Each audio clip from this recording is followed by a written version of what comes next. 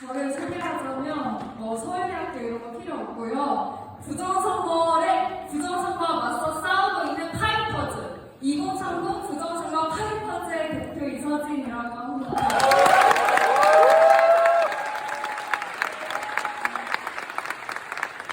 사실 준비를 너무 많이 했는데 3분 안에 빨리 끝내야 될 것 같아서 아주 빠르게 그냥 픽픽픽 넘어가도록 하겠습니다.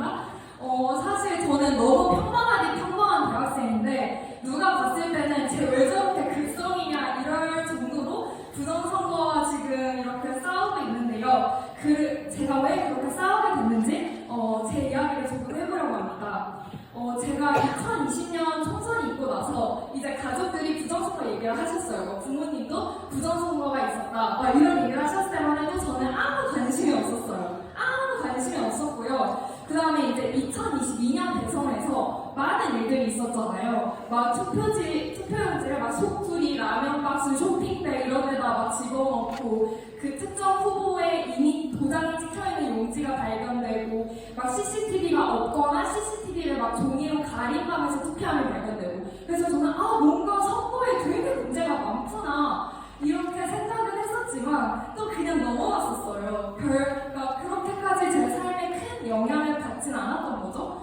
그러고 나서 잊고 있었는데 제가 부정선거에 대해서 정말 제대로 알게 된 건 작년 여름이었어요. 작년 여름에 그냥 유튜브를 보다가 저도 전학열 선생님처럼 왜 더 카르텔 이거를 우연히 보게 된 거예요. 근데 그때 저는 너무 충격을 받은 거예요. 왜냐면 제가 알고 있던 모든 세상이 다 부정을 당하는 그런 경험을 한 거죠.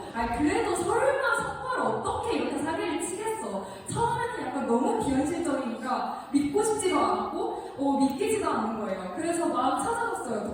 국명호 선생님의 그 책이 있어요. 도둑놈들이라는 책이 있는데 막 그것도 찾아보고 그 다음에 막 국정원 점거 결과 그건 뭐였지? 하면서 막 찾아보고 하는데 이게 너무나 부정할 수 없는 실체인 거예요. 이상한 통계, 말도 안 되는 통계가 계속 나왔고 그 다음에 위조 투표지들 계속 나왔고 이런 건 정말 부정할 수 없는 증거잖아요. 그래서 이제 그때 충격을 받았어요. 그런데 이제 제가 더 충격을 받았던 거는 그래 부정선거까지는 그렇다 치자. 그러면 사법부에서 그걸 바로 잡아줘야 되는 거 아닌가? 근데 어떻게 사법부가 저렇게 180일내 판결을 해야 되는 법 조항이 있는데도 계속 끌고 질질 끌고 아예 재판 열어주지도 않고 증거조사도 제대로 안 하고 이런 것들을 보면서 그게 저는 너무 충격이었어요. 저 그때 막 어리 빠진 채로 막 한참을 지냈었거든요, 혼자서.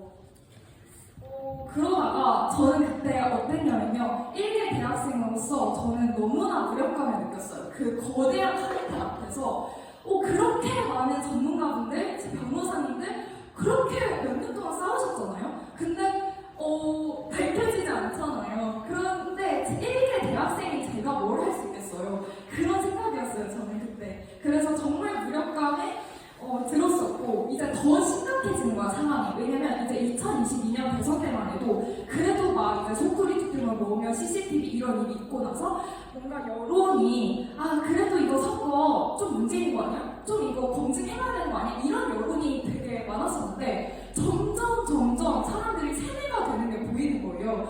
그러니까 이제는 여론마저도 다 세뇌가 레거시 미디어에 세뇌가 되어버린 걸 보고 이제 저도 다시 공부를 하면서 학교를 다니면서 완전히 또 잊고 있었는데 갑자기 이제 개헌을 통해서 정말 상상도 못한 방식으로 이 부정선거 이슈가 폭로가 되기 시작을 한 거예요. 그래서 이제 저는 그 뉴스가 나왔었잖아요. 이게 타겟이 국회가 아니었구나.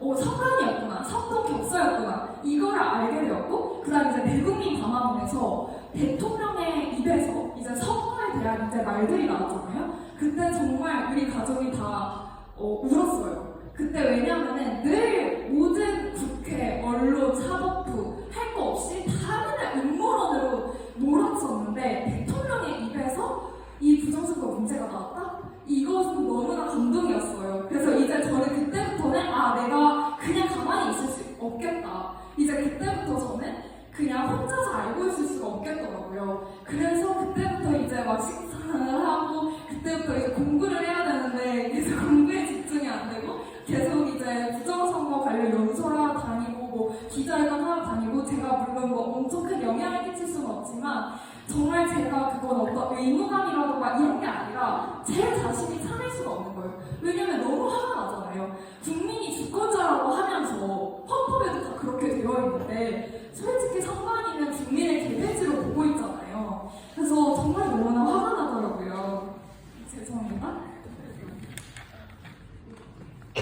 그래서 이제 우리가 국민으로서 우리 표를 그냥 그대로 세워달라고 하는 거는 너무 당연한 우리의 권리이고 너무 당연한 요구인데 우리가 이걸 위해서 막 가슴을 졸이면서 당장을 설쳐가면서 24시간 선거 감시를 해가면서 우리가 아무리 애원하고 사정사정해도 선관위는 다 박살해버리고 거짓말로 다 덮어버리고 레거시도 다 음모론자 정신병자로 놀아버리고 이런 것이 저는 너무 슬프더라고요. 그리고 이제 아까 말씀해주셨듯이 부정선거 의혹만 제기해도 우리가 고발당하고 형사처벌까지 감수를 해야 된다는 것이 그래서 이번에 SKT 해킹 이슈가 굉장히 지금 뜨겁잖아요. 그런데 사실 우리가 이제 해킹을 당해서 우리 뭐 핸드폰을 통해서 이렇게 개인정보나 금융정보 이런 게 유출되는 것도 너무나 무섭고 너무나 화가 나는데 이제 선관위가 해킹을 당해서 우리의 표가 다 조작될 수 있다는데 어떻게 화가 안 나겠습니까? 그쵸? 우리가 주인의식이 있다면 화가 안 날 수가 없잖아요.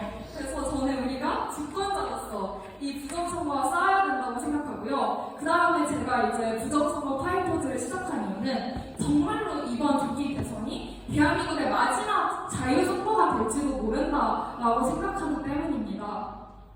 그래서 저는 정말 우리가 지금 부정선거 어젠다로 똘똘 뭉쳐서 싸워야 된다. 그러지 않으면 조기 대선은 이제 짜놓은 판에 다 아시죠? 그분이 될 수밖에 없는 거잖아요. 그래서 우리가 이제 한 달 조금 넘은 시간이 남았는데 그동안에 부정선거 어젠다로 하나가 되어서 한 목소리로 싸웠으면 좋겠습니다. 트럼프도 그렇게 이겼잖아요.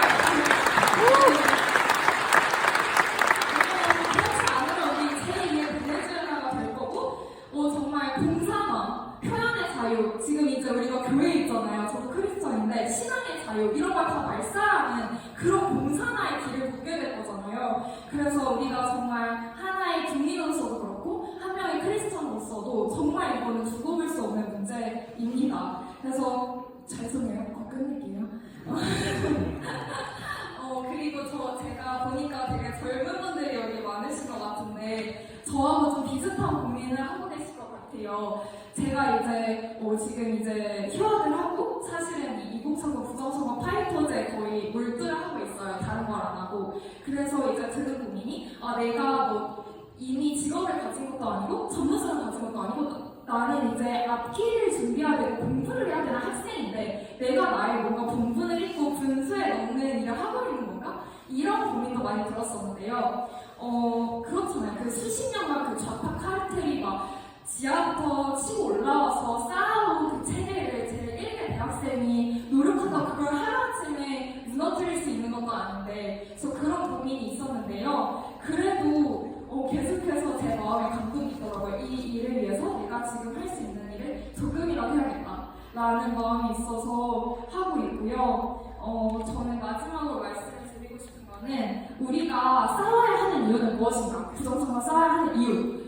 설령 결과가 우리가 생각하는 대로 다 되지 않는다고 할지라도 결과가 어떻게 되는지와 상관없이 우리는 거짓과 불의가 있으면 그것과 싸워야 되잖아요. 그게 맞고 그 다음에 아무리 무모해 보일지라도 우리의 싸움은 절대 헛되지 않다. 왜냐면 2022년 대선에서 0.8%의 기적으로 이제 윤석열 대통령이 대통령이 되셨잖아요. 부정선거가 있었는데도 불구하고. 근데 그 0.8%가 우연이 아니라 정말 그때 부방대 분들 정말 사투하시면서 부정선거 막으려고 애쓰신 분들이 계셨잖아요. 그래서 우리가 싸우는 건 절대 헛되지 않고 우리가 싸우는 게 그 결과에 엄청난 영향을 미칠 수 있다는 것도 말씀을 드리고 싶고 그 다음에 부정선거 얘기만 하면 무시 전략을 하니까 사실 우리가 많이 힘이 빠지잖아요. 우리가 아무리 열심히 외쳐도 그걸 하나도 레거시에서 실어주지조차 않잖아요. 완전 투명인간 취급을 해버리잖아요. 그래서 때로는 우리가 말하는 게 허탈하게 느껴질 수도 있고 허탈하게 느껴질 수도 있는데 우리가 기억해야 될 거는 우리가 이렇게 말하는 건 분명히 그 부정선거 세력의 강력한 압박이 된다는 걸 말씀드리고 싶어요.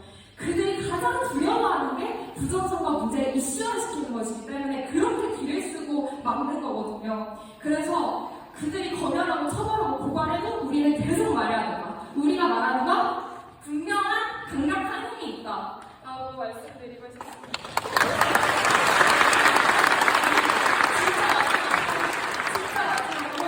저는 우리가 지금 싸울 수 있는 것 자체가 너무나 축복이라고 생각합니다. 왜냐하면은 정말 대한민국이 이제 대한민국이랑 불릴 수 없을 정도로 그렇게 공산화가 되고 부정선거가 지금보다도 더 당연해지면 그때는 우리가 아무리 싸우고 싶어도 싸울 수가 없게 되잖아요. 그런데 아직 우리는 싸울 수가 있잖아요. 그러니까 저는 그것이 축복이라고 생각하고 우리가 봤지만 사법부도 상당이랑 한몸이고 대통령, 최고 권력자인 대통령이 고소해도 부정선거 검증이 안 됩니다. 그래서 진짜 남은 거는 우리밖에 없어요. 우리 국민밖에 없어요. 그래서 우리가 필사적으로 싸우지 않으면 자유대한민국은 넘어갑니다. 그래서 우리가 끝까지 싸워야 되고요. 그 다음 마지막으로, 정말 마지막으로 부정선거는 반드시 밝혀집니다. 그러니까 이게 언제 밝혀질지의 문제일 뿐이지 부정선거는 반드시 밝혀지게 되어 있습니다. 이거는 영원히 숨길 수 있는 게 아닙니다. 그러니까 부정선거가 밝혀진 건 거슬 수 없는 흐름이다